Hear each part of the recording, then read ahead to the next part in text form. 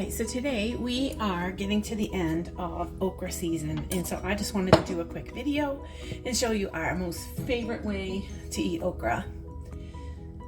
We're from up north, and I had never heard of okra until we went to Florida, and they had this soup, but it's actually called gumbo.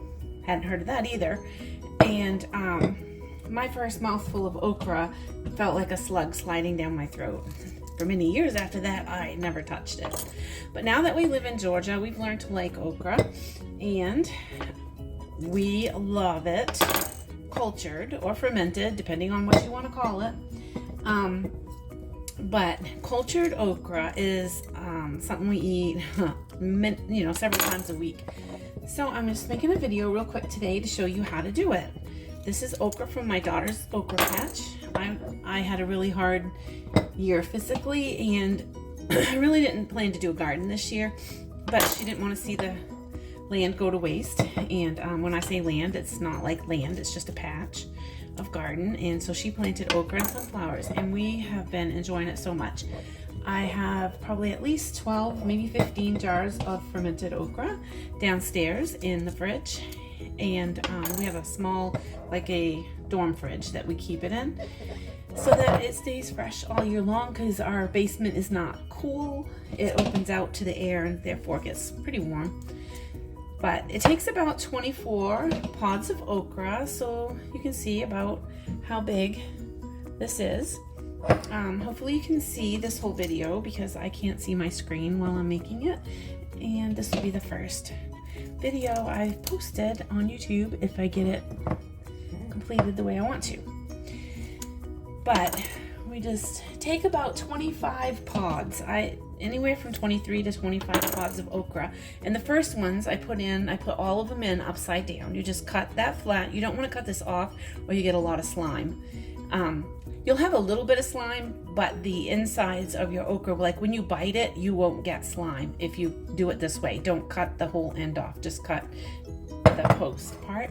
So the first, I put enough in there to cover the bottom, and then I do another layer pointy end down to fill in all the gaps.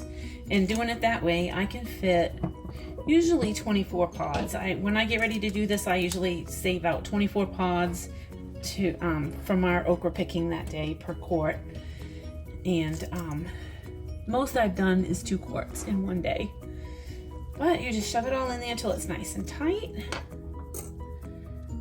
Let's see, wherever you got a spot, that one's getting a little soft. These were picked up a couple days ago actually, because Sunday they got to see you put them. So you have your first layer with all the ends down, and then you fill in the gaps with a second layer, all the ends up. And then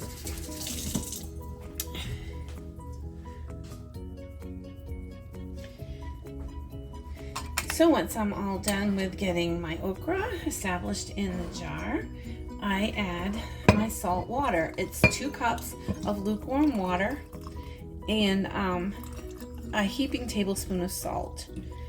And there's a little bit of water left in my jar, but usually it takes almost every drop of 2 cups. So I must have really packed mine in nicely this time. And then for this round, I'm using my spring and lid. It has a pressure valve. It lets the gas bubbles out. You can put this in and it holds your okra in place. We also have glass weights that we use sometimes. And right here is this right here is a jar that I made, and I have a glass right here. I have a glass weight in it holding all of the okra down, and you can see the bubbles and all where it's been fermenting for about 3 days. It's gonna go in the fridge today. So I either do the jar or the glass or the spring, but if you don't have any equipment and you just want to try this out, you can slice an onion and put a slice of onion on top of here to hold it down, or you could put like a wedge of green pepper, something that's kind of solid, could go across the top. And then I put a Ziploc bag in it like a little sandwich bag and fill it with water to hold that down so that everything stays underneath the brine. You want everything under that brine for 3 days, and I just leave it sitting on my counter and then I stick it in the fridge. We are currently eating some cucumbers. It's cucumbers, carrots, garlic, and onion that I did that way, and I put those up in June of 24, and we just finished a jar and they were still yummy and good. So I like to have these with a sandwich, just a couple pieces on the side, or with a salad. I try to eat some kind of cultured or fermented vegetable almost every meal, and this is one way that we get them in.